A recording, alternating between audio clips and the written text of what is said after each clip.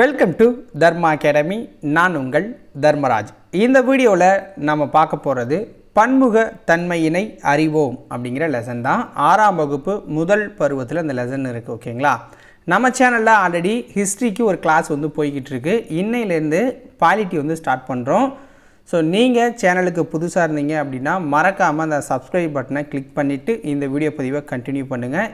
இந்த வீடியோவில் நம்ம 43 கொஷின்ஸ் பார்க்க போகிறோம். ஸோ அதனால் வீடியோவை ஸ்கிப் பண்ணாமல் ஃபுல்லாக பாருங்கள். இந்த ஒரு வீடியோ பார்த்தா போதும், நீங்கள் புத்தகம் படிக்கணும் அப்படிங்கிற அவசியமே இல்லை. அந்த அளவுக்கு லைன் பை லைனாக கவர் பண்ணியிருப்போம். வாங்க வீடியோக்குள்ளே போகலாம்.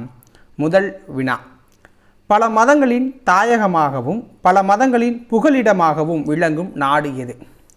பல மதங்களின் தாயகமாகவும் பல மதங்களின் புகலிடமாகவும் விளங்கும் நாடு எது? Answer India. இந்தியாவில் மிக குறைவான மழை பொழிவு உள்ள ஜெய்சால்மர் எந்த மாநிலத்தில் உள்ளது? இந்தியாவில் மிக குறைவான மழை பொழிவு உள்ள ஜெய்சால்மர் அப்படிங்கிற பகுதி எந்த மாநிலத்தில் உள்ளது? ஆன்சர் ராஜஸ்தான். இந்தியாவில் அதிக மழை பொழியும் பகுதி மௌசின்ராம் எந்த மாநிலத்தில் அமைந்துள்ளது? இந்தியாவில் அதிக மழை பொழியும் பகுதி அப்படின்னா மௌசின்ராம் சொல்லலாம். அது எந்த மாநிலத்தில் அமைந்துள்ளது? ஆன்சர் மேகாலயா.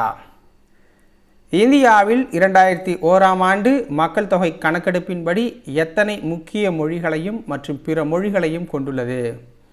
இந்தியாவில் 2001ஆம் ஆண்டு மக்கள் தொகை கணக்கெடுப்பின்படி எத்தனை முக்கிய மொழிகளையும் மற்றும் பிற மொழிகளையும் நம்ம கொண்டிருக்கோம்? ஆன்சர் 122 முக்கிய மொழி, 1599 பிற மொழிகளை நம்ம கொண்டிருக்கோம். அடுத்தது பொறுத்துக. ஸோ இந்தியாவில் பேசப்படுற மொழிகளோட பர்சன்டேஜ். ஓகேங்களா? ஸோ ஹிந்தி எவ்வளோ பேசுகிறாங்க அப்படின்னு பார்த்தீங்கன்னா 43% பேர் இந்தியாவில் பேசுகிறாங்க. வங்காளம் எத்தனை பர்சன்டேஜ் பேர் பேசுகிறாங்க அப்படின்னா 8.30% பேரும். தெலுங்கு 7.09% பேரும் பேசுகிறாங்க. மராத்தி மொழி 5.89% பேர் 6.99% பேர் பேசுகிறாங்க. தமிழை 5.89% பேர் பேசுகிறாங்க. ஓகேங்களா? ஆப்ஷன் ஏ சரியானது. இந்திய அரசியலமைப்பு சட்டத்தின் 8வது அட்டவணையில் அங்கீகரிக்கப்பட்டுள்ள அலுவலக மொழிகளின் எண்ணிக்கை எத்தனை? இந்திய அரசியலமைப்பு சட்டத்தின் 8வது அட்டவணையில் அங்கீகரிக்கப்பட்டுள்ள அலுவலக மொழிகளின் எண்ணிக்கை என்ன? 22. இந்திய அரசால் முதல் செம்மொழியாக தமிழ்மொழி அறிவிக்கப்பட்ட ஆண்டு என்ன? இந்திய அரசால் முதல் செம்மொழியாக தமிழ்மொழி அறிவிக்கப்பட்ட ஆண்டு என்ன? 2004. தற்போது வரை எத்தனை மொழிகள் செம்மொழிகளாக அறிவிக்கப்பட்டிருக்கு? தற்போது வரை எத்தனை மொழிகள் செம்மொழிகளாக அறிவிக்கப்பட்டிருக்கு? 6. இந்தியாவில் தற்போது எத்தனை மாநிலங்கள் மற்றும் யூனியன் பிரதேசங்கள் உள்ளன? இந்தியாவில் தற்போது எத்தனை மாநிலங்கள் மற்றும் யூனியன் பிரதேசங்கள் உள்ளன? 28. ஓகேங்களா? 28 மாநிலங்களும் 8 யூனியன் பிரதேசங்களும் இருக்குது. இந்திய தொல்லியல் துறை இதுவரை கண்டுபிடித்த கல்வெட்டு சான்றுகளில் 60% மேல் எங்கிருந்து கண்டுபிடிக்கப்பட்டது? இந்திய தொல்லியல் துறை இதுவரை கண்டுபிடித்த கல்வெட்டு சான்றுகளில் 60% மேலே எங்கேருந்து கண்டுபிடிச்சிருக்காங்க? ஆன்சர் தமிழ்நாட்டிலேருந்து. அடுத்தது பொறுத்துக. மாநில நடனங்கள். ஓகேங்களா? அசாம் அந்த மாநில நடனம் என்ன? அசாமோட மாநில நடனம் அப்படின்னா சத்ரியா அப்படின்னு சொல்லலாம். ஓகேங்களா? ஆந்திராவுக்கு குச்சிப்புடி, வட இந்தியானா கதக், கர்நாடகாவுக்கு யக்ஷகானம். ஓகேங்களா? அடுத்தது பொறுத்துக்க தான் மாநில நடனங்கள். ஓகேங்களா? ஸோ ஒடிசா இதோட மாநில நடனம் அப்படின்னா ஒடிசி, மணிப்பூருக்கு மணிப்பூரி நடனம், தமிழ்நாட்டுக்கு பரதநாட்டியம், கேரளாவுக்கு கதகளி. ஓகேங்களா? ஆப்ஷன் டி சரியானது. வேற்றுமையில் ஒற்றுமை என்ற சொற்றொடரை உருவாக்கியவர் யார்? வேற்றுமையில் ஒற்றுமை என்ற சொற்றொடரை உருவாக்கியவர் நேரு அவர்கள். இந்தியாவை இனங்களின் அருங்காட்சியகம் என கூறியவர் யார்? இந்தியாவை இனங்களின் அருங்காட்சியகம் என கூறியவர் யார்? V.A. ஸ்மித் அவர்கள். V.A. Smith. Discovery of India என்ற நூலை எழுதியவர் யார்? டிஸ்கவரி ஆஃப் இந்தியா என்ற நூலை எழுதியவர் ஜவஹர்லால் நேரு. இந்தியாவில் பின்பற்றப்படும் பல்வேறு வகையான இசை வடிவங்கள் எவை? இந்தியாவில் பின்பற்றப்படும் பல்வேறு வகையான இசை வடிவங்கள் எவை? இந்துஸ்தானி இசை மற்றும் கர்நாடக இசை, தமிழ் செவ்வியல் இசை மற்றும் நாட்டுப்புற இசை, லாவணி இசை மற்றும் கஜல் இசை. ஓகேங்களா, அனைத்தும் சரியாக தான் இருக்குது, அனைத்தும் சரியாக இருக்குது. மோகினியாட்டம் தெய்யம் எந்த மாநிலத்தின் செவ்வியல் நடனம்? மோகினியாட்டம் தெய்யம் அப்படிங்கிறது எந்த மாநிலத்தோட செவ்வியல் நடனம்? கேரளாவோட செவ்வியல் நடனம். இந்தியாவை ஆட்சி செய்த வெளிநாட்டவர்கள் யாவர்? இந்தியாவை ஆட்சி செய்த வெளிநாட்டவர்கள் யாவர்? ஆன்சர் பாருங்கள். பிரெஞ்சுக்காரர்கள், டேனியர்கள், ஆங்கிலேயர்கள், டச்சுக்காரர்கள், போர்த்துகீசியர்கள் எல்லாமே நம்மளை வந்து ஆட்சி பண்ணியிருக்காங்க. ஓகேங்களா. கல்பேலியா கூமர் எந்த மாநிலத்தின் புகழ்பெற்ற நாட்டுப்புற நடனங்கள்? கல்பேலியா கூமர் அப்படிங்கிறதுலாம் எந்த மாநிலத்தோட புகழ்பெற்ற நடனங்கள்?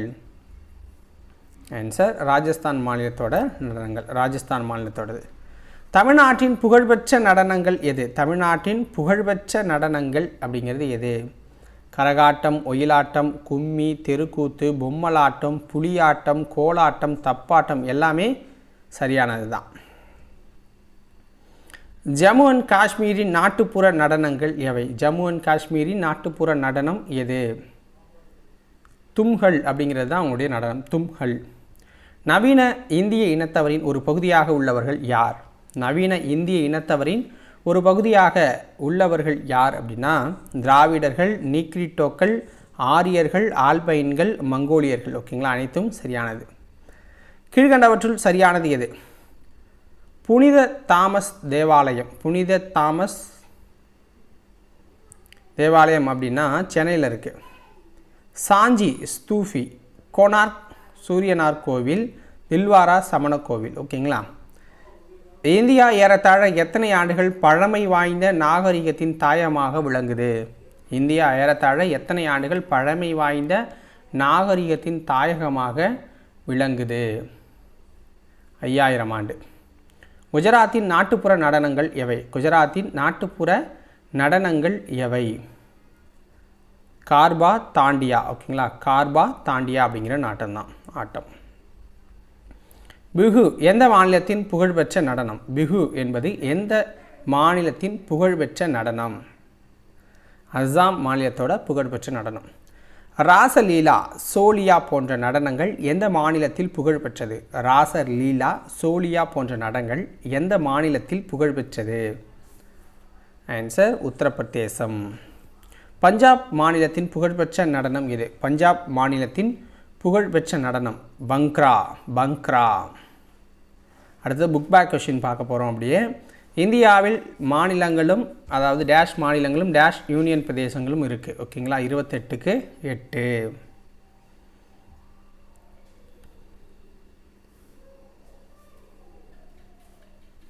இந்தியா ஒரு துணைக்கண்டம் என்று அழைக்கப்படுது. இந்தியா ஒரு துணைக்கண்டம் அப்படின்னு அழைக்கப்படுது. மிக அதிக மழை பொழிவு உள்ள மௌன்சிராம் எந்த மாநிலத்தில் அமைந்துள்ளது?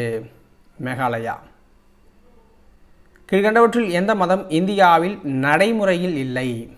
கான்ஃபூசியஸ் மதம். கான்ஃபூசியஸ் மதம். இந்திய அரசியலமைப்பு சட்டத்தின் 8வது அட்டவணையில் அங்கீகரிக்கப்பட்டுள்ள அலுவலக மொழிகளின் எண்ணிக்கை 22. டேஷ் மாநிலத்தில் ஓணம் பண்டிகை கொண்டாடப்படுகிறது? கேரளா. மோகினி ஆட்டம் டேஷ் மாநிலத்தின் செவ்வியல் நடனம் அப்படிங்கிறாங்க? கேரளா. டிஸ்கவரி ஆஃப் இந்தியா என்ற நூலினை எழுதியவர் யார்? Jawaharlal Nehru. Discovery of India என்ற நூலினை எழுதியவர் ஜவஹர்லால் நேரு. வேற்றுமையில் ஒற்றுமை என்ற சொற்றொடரை உருவாக்கியவர் ஜவஹர்லால் நேரு. வி.ஏ. ஸ்மித் இந்தியாவை டேஷ் என்று அழைத்தார்? வி.ஏ. ஸ்மித் இந்தியாவை இனங்களின் அருங்காட்சியகம் அப்படின்னு அழைக்கிறார். அடுத்தது கோடிட்ட இடங்களை நிரப்புக அப்படிங்கிறது. ஒரு பகுதியின் டேஷ் நடவடிக்கைகளை அப்பகுதியின் நிலவியல் கூறுகளும் காலநிலைகளும் பெரிதும் தீர்மானிக்குது அப்படிங்கிறாங்க. ஸோ என்ன அப்படின்னா பொருளாதார நடவடிக்கைகளை, ஒரு பகுதியின் பொருளாதார நடவடிக்கைகளை அப்பகுதியின் நிலவியல் கூறுகளும் காலநிலைகளும் பெரிதும் தீர்மானிக்குது. மிகவும் குறைந்த மழை பொழிவுள்ள ஜெய்சால்மர் ராஜஸ்தான் மாநிலத்தில் இருக்குது.